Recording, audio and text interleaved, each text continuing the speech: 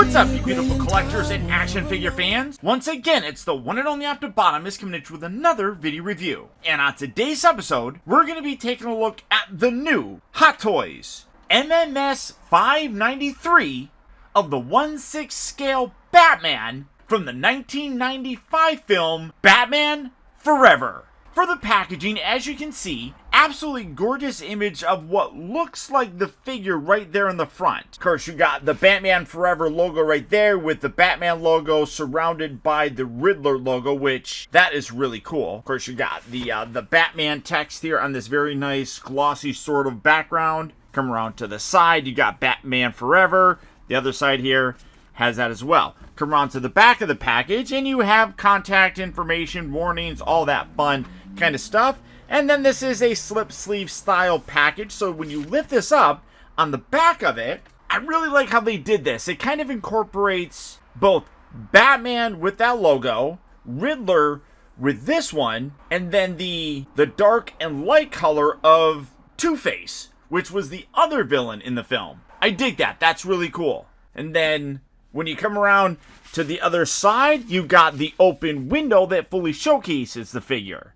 Now, there is some controversy between the other Batman movies that have come out after Michael Keaton. And that's definitely going to be something that's mentioned in this review. But I am pretty excited about finally getting this guy. So without further ado, let's get him out here and see how cool he actually is.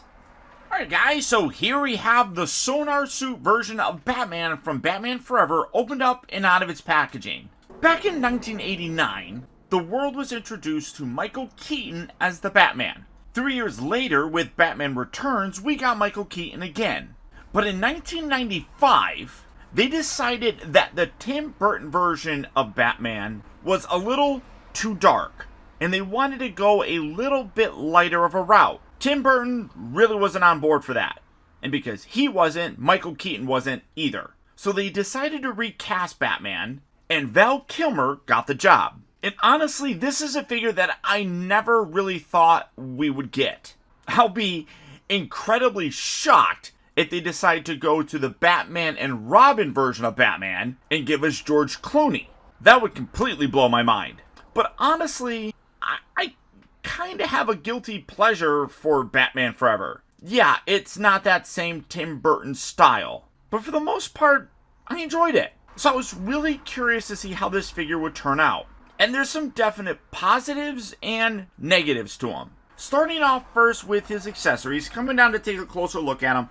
As always, you do get this instruction sheet. One thing that is interesting is, I don't know why, but with just like all the white paper here, it kind of feels a little bit cheaper than what we get with most normal instructions for Hot Toys. I mean, it is basically the same. It just, for some reason, seems weird. But it's not overly complex in terms of what you need to do with the guy. It kind of shows you that the little blades on his arms, you want to be cautious with, how the belt works, how the different weapons work, how to actually utilize the sonar effect, as well as the rolling eyeballs, which is something they seem to be putting a lot more into figures. That's something that they used before with their purrs, which they don't call it that anymore. But it is coming out a whole lot more with a lot of their figures. And then you can see how you pop out the eyepieces, little grapple gun, the different accessories, and the hands that hold them. All the hands are very specific for each weapon. And I love how they even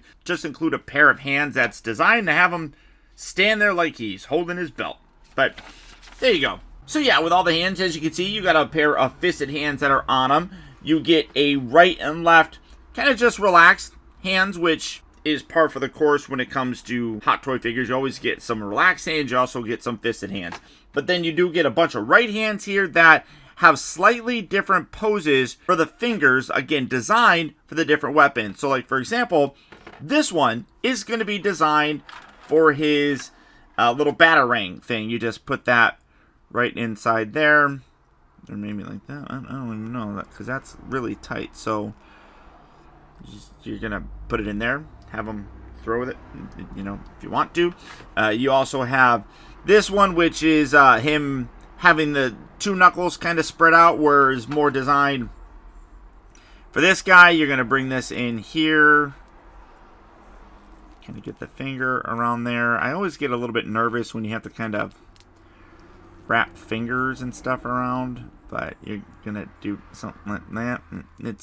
You get the idea. It's gonna have him hold this sort of thing, and I'll be honest, I don't remember what a lot of these weapons are, but you know, it is what it is. So you have that, and then you also have this one, which is a more spread one like that, which kind of works with, I don't even know what you would use that for.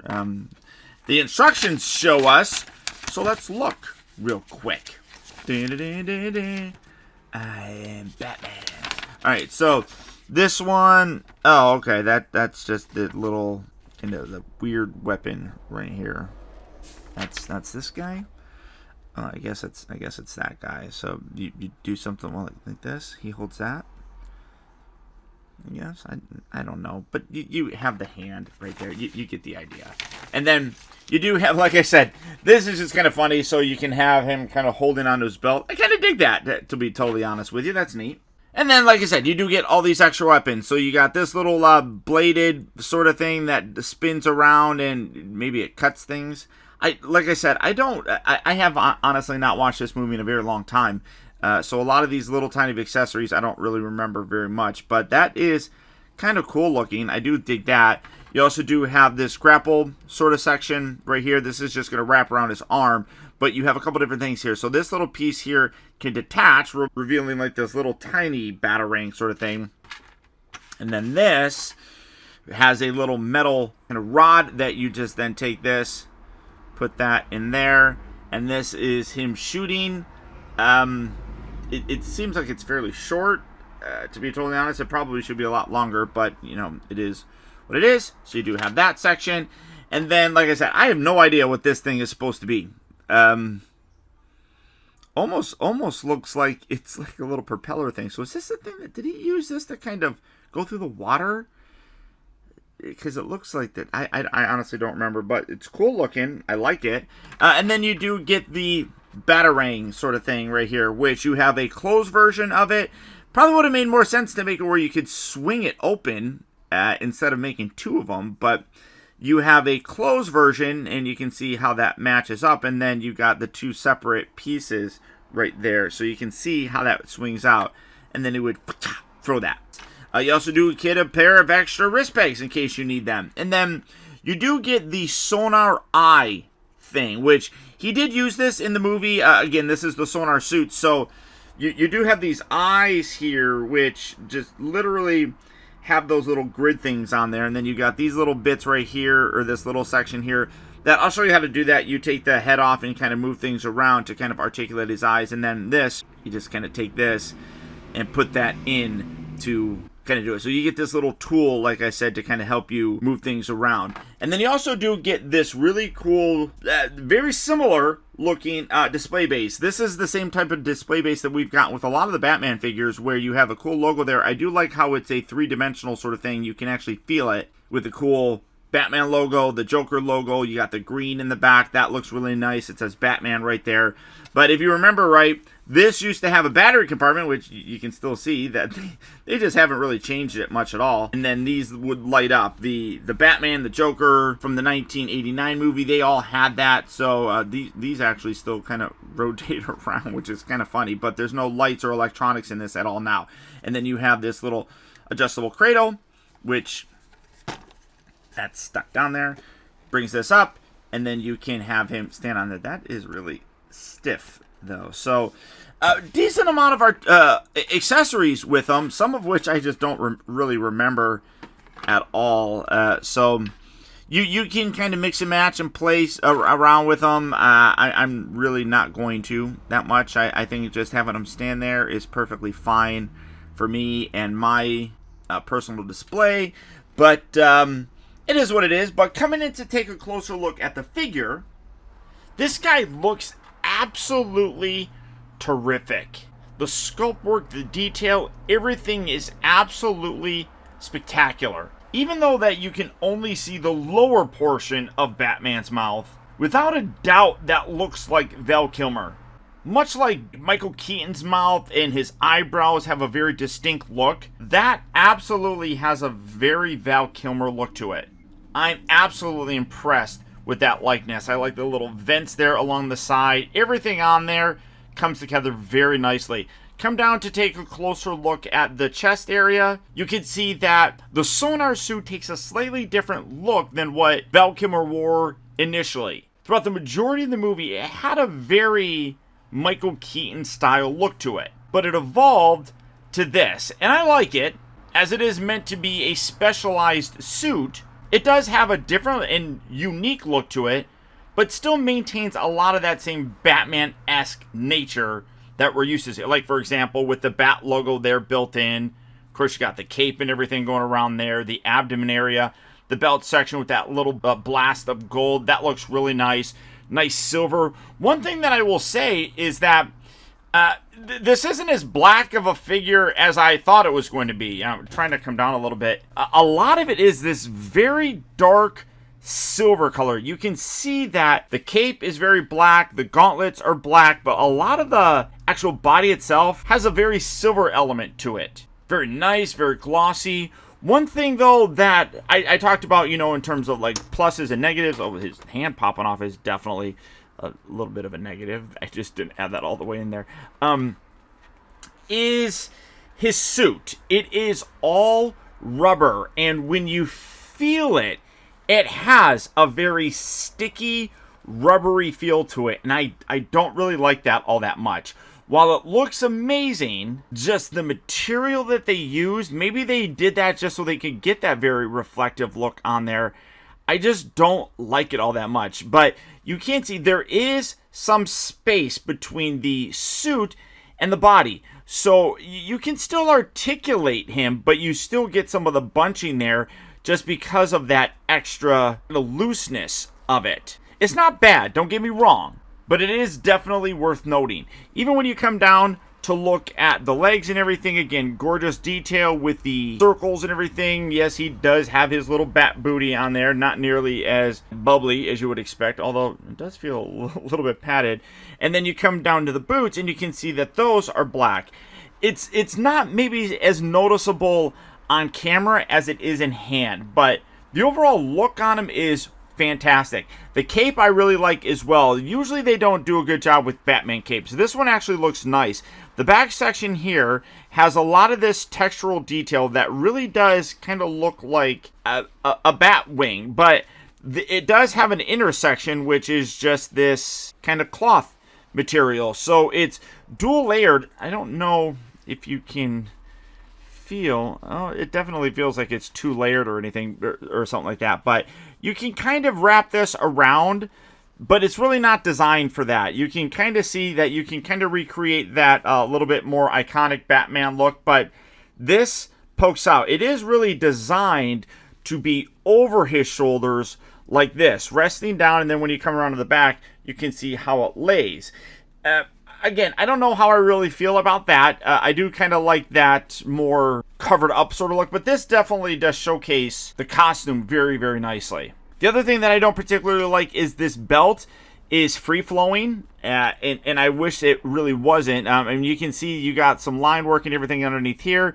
This is going to sit down here, but the ugliest part is when you come around to the back, and you can see the seam going from the top part of his suit to the bottom part. You just kind of have to adjust that, and I don't like having to fidget with that too terribly much.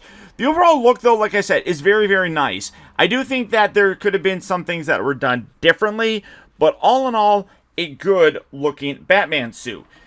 Realistically, though, you gotta compare it to some of the other ones. So let's set him here to the center. This is the third Batman suit that we've seen from the live-action movies, and it's not really a reboot. It's still meant to be a continuation of sorts. Same thing with Batman and Robin. But let's take a look at the two previous suits from Batman and Batman Returns.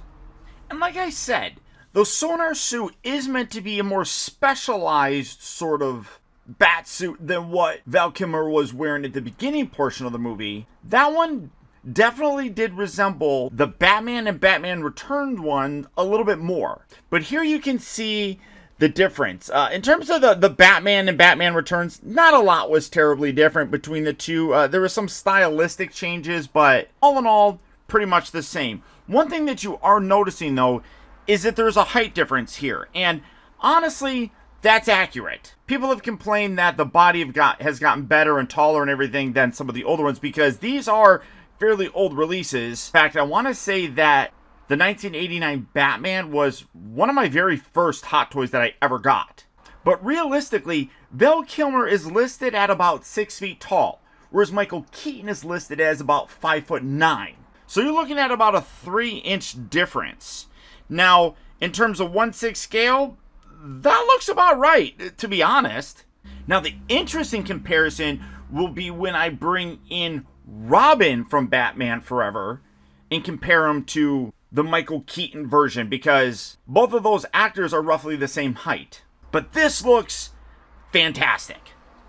Now, for his articulation, because of the nature of the suit, it is definitely more limited than I would like it to be. But because of the fact that there is some gapping between the suit and the body underneath, there is some kind of extra space there to get some of the articulation working. Head-wise, you're very limited in terms of what you have. You can kind of get him looking a little bit up and down, a little bit left and right, but this being oval shaped kind of limits it. You do get more range of motion when you just twist his body and everything, but there's not a lot going on with the head. The shoulders here do have a nice butterfly joint. They can go out about that far. Again, I'm not going to push too terribly far because this is my own personal copy of the figure and I don't want to damage anything. But you also do get a rotation there.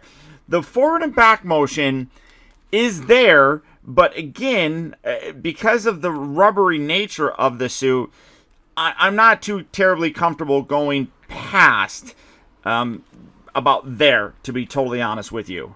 You can bend him at the elbow. You get a double joint, but again, rubber nature of the suit means that you're probably not going to want to leave it in a bent pose for too terribly long. Come down to the wrists. Those are on those pin hinge joints, or well, not the pin hinge joints, but the little wrist pegs that we're used to.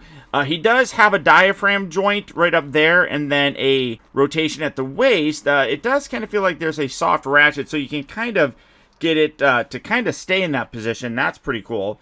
Legs move forward and they move back, but again, that's about as far as I want to move them. In and out definitely also does make me a little bit nervous just because of the crotch section right underneath here. I don't want to get it too terribly stretched out. And then you do have a rotation at the upper part of the thigh. You do have 2 bends here at the knee, but again, you don't want to overly stretch it and leave it in that pose for too terribly long.